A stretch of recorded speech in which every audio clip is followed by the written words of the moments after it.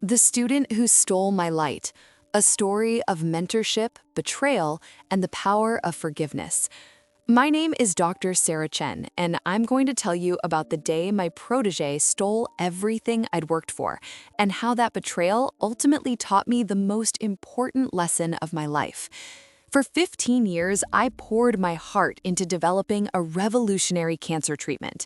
Then Maya Patel, the brilliant young researcher I'd mentored for 5 years, published my work under her name, took credit for my discoveries, and won the recognition that should have been mine.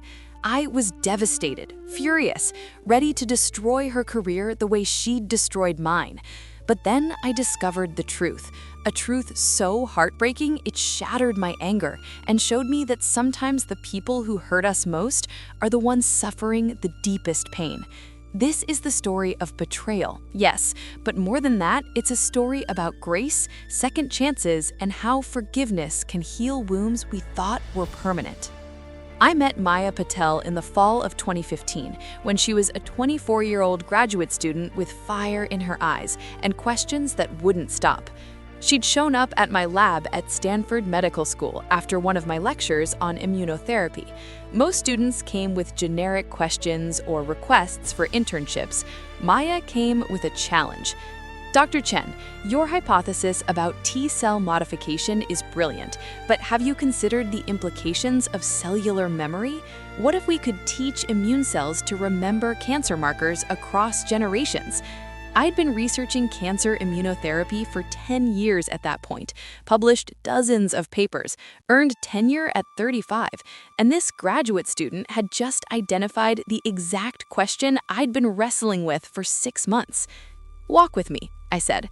We talked for 2 hours. She was brilliant, not just smart, but creative. She saw connections others missed, asked questions that revealed gaps in my own thinking. What's your current focus? Molecular biology, but I'm interested in translational medicine. I want to do research that saves actual lives, not just publishes papers.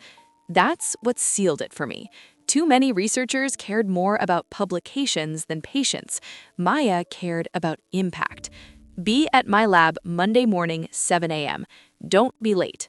She arrived at 6:45 a.m. For the next 5 years, Maya was my right hand, my protege, the daughter I'd never had.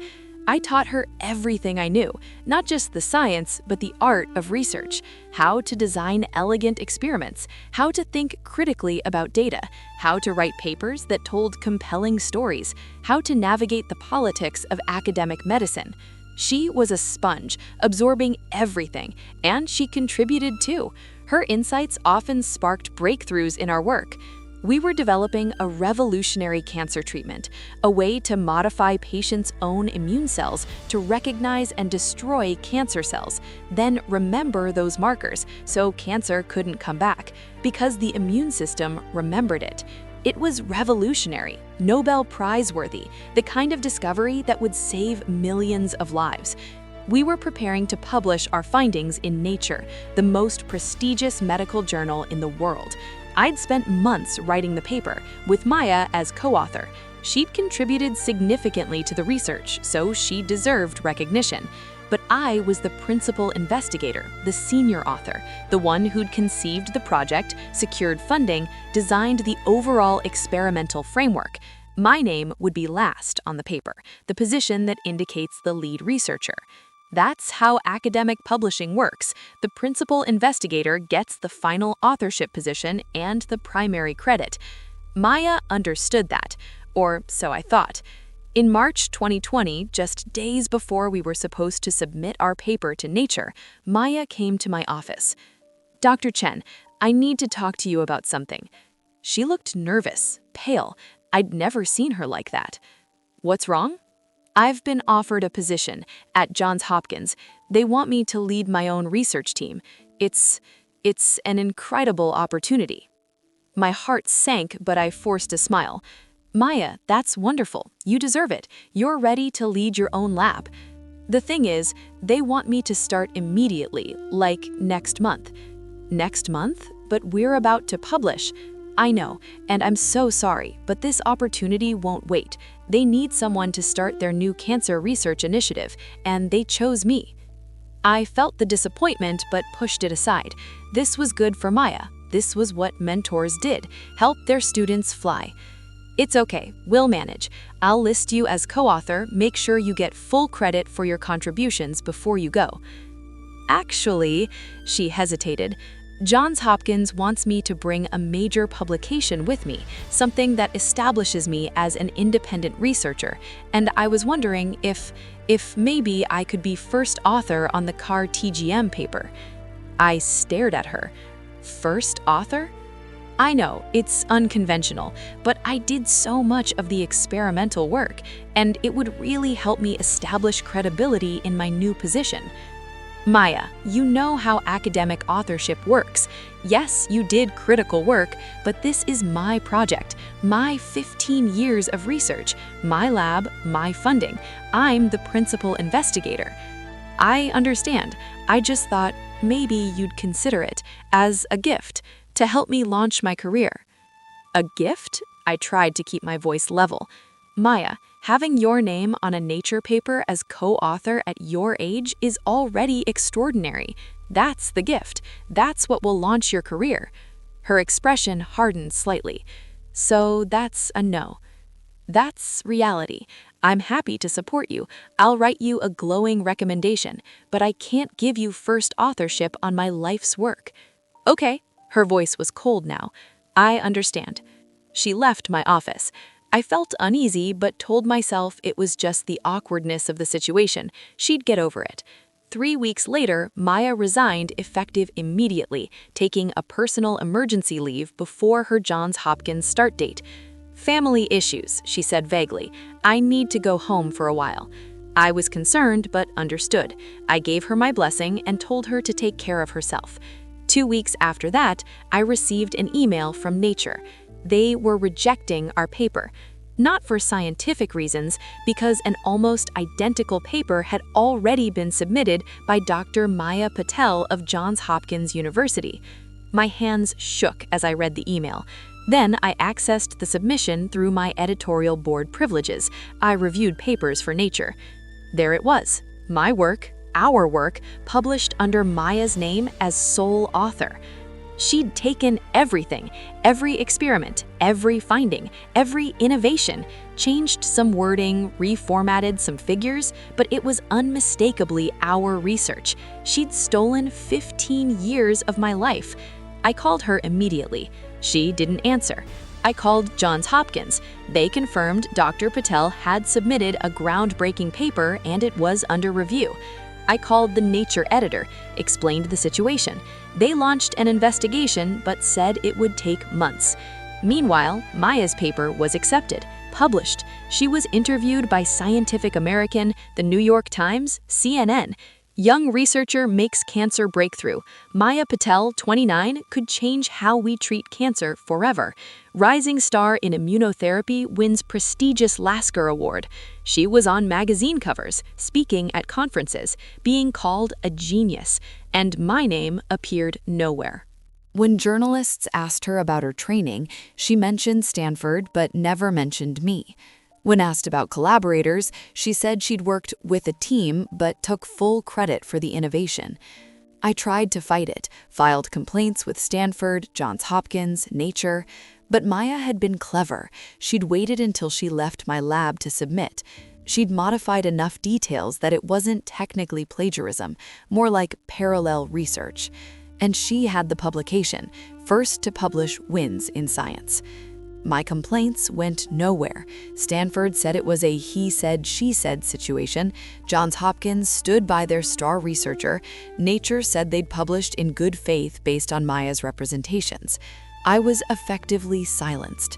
The final blow came when Maya won the Lasker Award, often called the American Nobel Prize for revolutionary cancer treatment development. I watched the ceremony online, numb with rage and betrayal. Maya stood on that stage accepting an award for my work, giving a speech about her vision and years of dedicated research. Not one mention of me, not one acknowledgement. The woman I'd mentored, loved, treated like a daughter, had stolen everything and left me with nothing. David found me sobbing in my office that night. "Sarah, we'll fight this. We'll get lawyers." "It's too late. She won. She published first. That's all that matters in science." "But it's your work." "That I can't prove because we collaborated, because her name is on all the preliminary papers, because she's smart enough to have covered her tracks." I spiraled into depression, stopped going to the lab, stopped eating properly, spent days in bed unable to face the world. I'd been destroyed by the person I trusted most. After 6 months of darkness, I decided if the system wouldn't give me justice, I'd take it myself. I hired a private investigator. If Maya had stolen from me, maybe she'd done other unethical things. Maybe I could expose her, destroy her reputation the way she'd destroyed mine. The investigator found some interesting things. Maya had plagiarized portions of papers in graduate school, small sections, hard to prove, but evidence of a pattern. She'd manipulated data in one of her early publications, not fabrication exactly, but selective reporting that made results look better.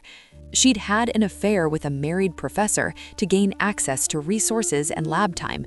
It wasn't smoking gun material, but together, these things painted a picture of someone willing to lie, cheat, and manipulate to get ahead. I compiled everything into a dossier, planned to send it to Johns Hopkins, to medical journals, to science reporters. I would ruin her, destroy her reputation, make sure everyone knew Maya Patel was a fraud. I was sitting at my computer, finger hovering over send, when my phone rang. Unknown number. I almost didn't answer. "Dr. Chen, this is Grace Patel, Maya's mother." My blood went cold. "What do you want?" "I need to talk to you about Maya. Please, it's important." "I have nothing to say to.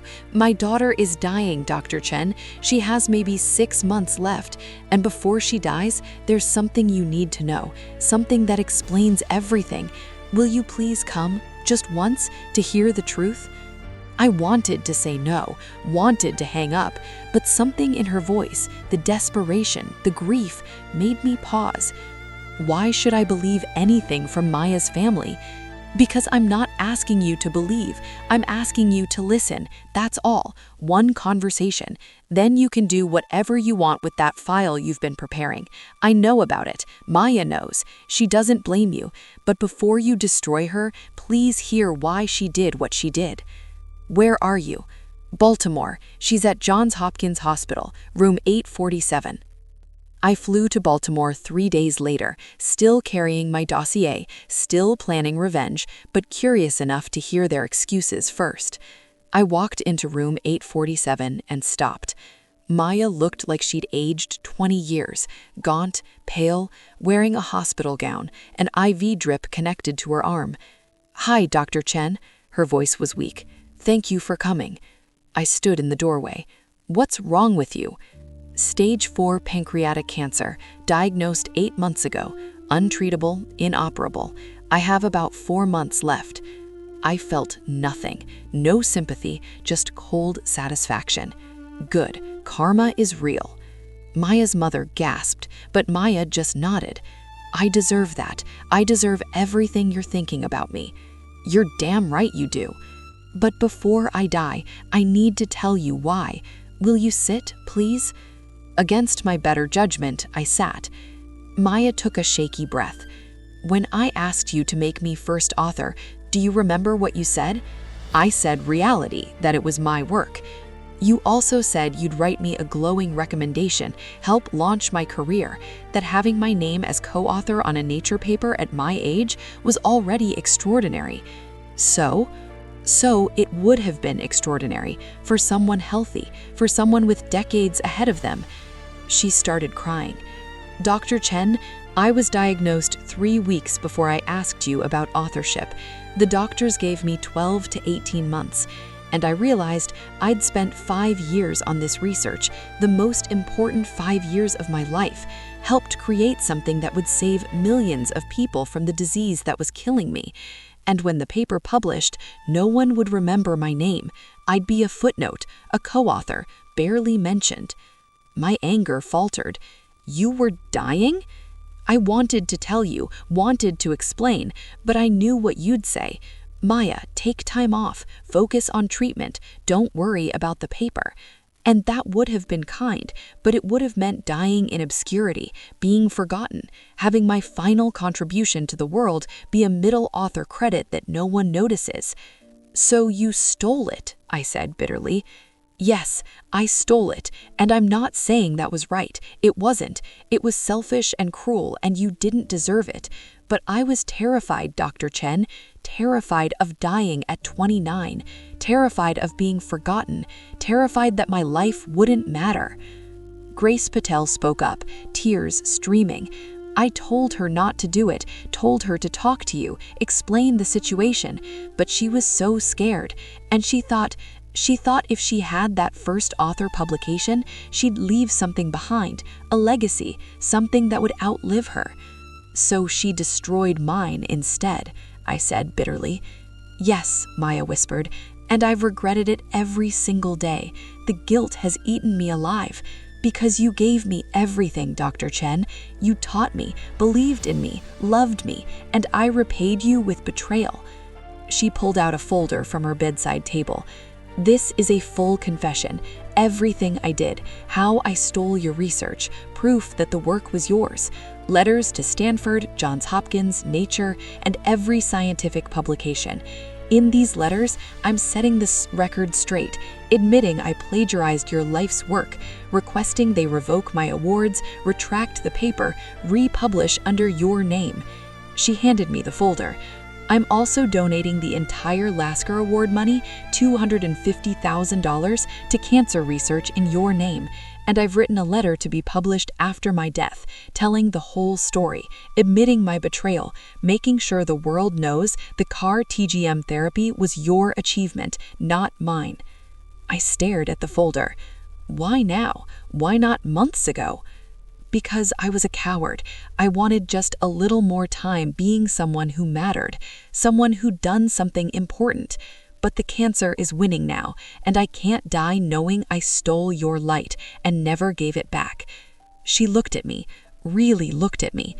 I'm not asking for forgiveness. I don't deserve it. I'm just asking you to let me correct this before I die. Let me give you back what I stole, please. I sat there, holding the folder, feeling my carefully constructed rage crumble. This woman had destroyed me, stolen my work, taken credit for 15 years of my life. But she'd done it while dying, while terrified, while desperate to matter before disappearing forever. Was that an excuse? No. Did it make the betrayal hurt less? No. But did it make me understand? Yes.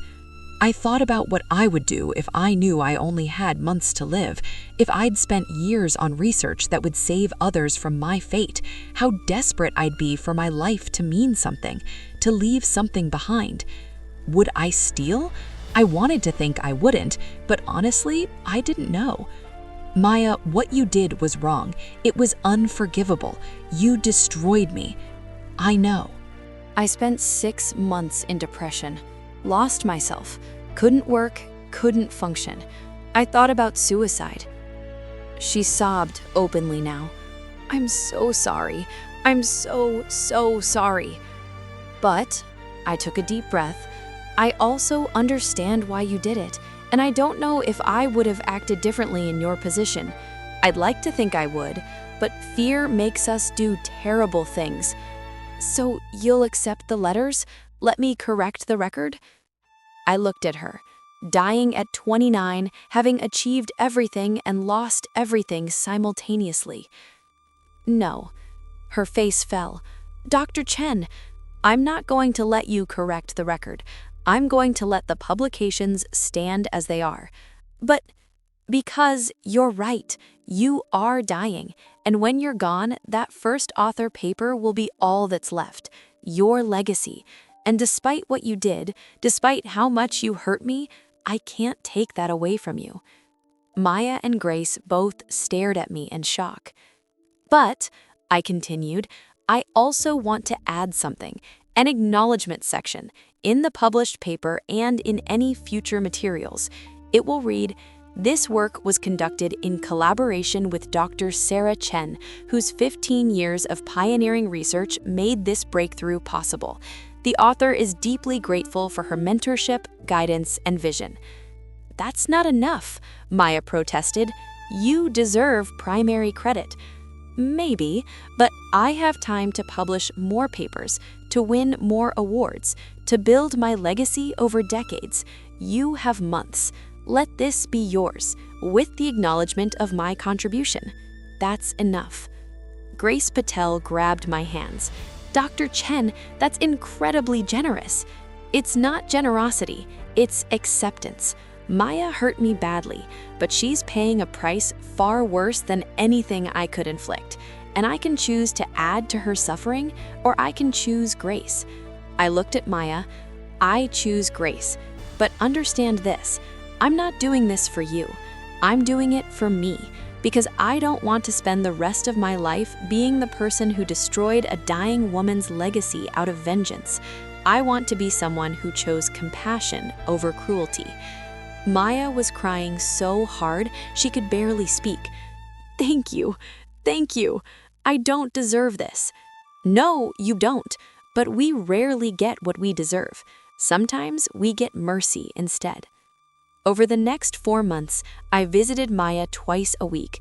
We talked about science, about life, about regrets. She told me about her childhood in India, immigrating to America at 8, feeling like she never quite belonged, how science had been her refuge, how my mentorship had been the first time she'd felt truly seen. "You made me believe I could be extraordinary," she said one afternoon. "And when I found out I was dying, all I could think was, I can't let this be wasted. I can't let my one shot at mattering slip away." "Your life mattered, Maya, paper or no paper. You mattered." I know that now, but I didn't then. We also talked about forgiveness, about whether it was possible to forgive the unforgivable.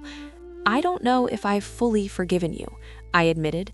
"Some days I have, some days I'm still angry, but I'm learning that forgiveness isn't a moment, it's a process, and I'm choosing to work through that process."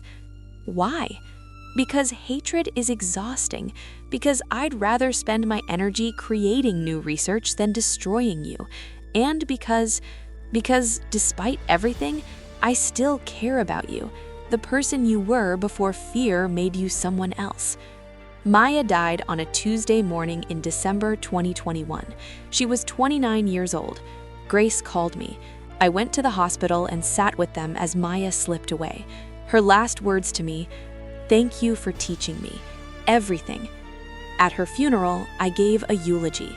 I talked about the brilliant young researcher who'd asked impossible questions and pushed me to think differently, who'd contributed real insights to revolutionary cancer research, who'd made mistakes but tried to correct them. I mentioned the CAR-TGM therapy and her role in developing it, but I also told the truth that it had been collaborative work built on years of foundation and that Maya was part of a larger team. The scientific community heard it, understood it, and while Maya's name remained on the primary publication, the fuller story emerged. Journalists reached out to me. I told them about my 15 years of research, but I also told them about Maya's contributions and her tragic early death from the disease she was trying to cure. Awards committees started recognizing my work alongside Maya's. I won the Laster Award the following year for pioneering work in cancer immunotherapy. At the ceremony, I dedicated it to Maya's memory.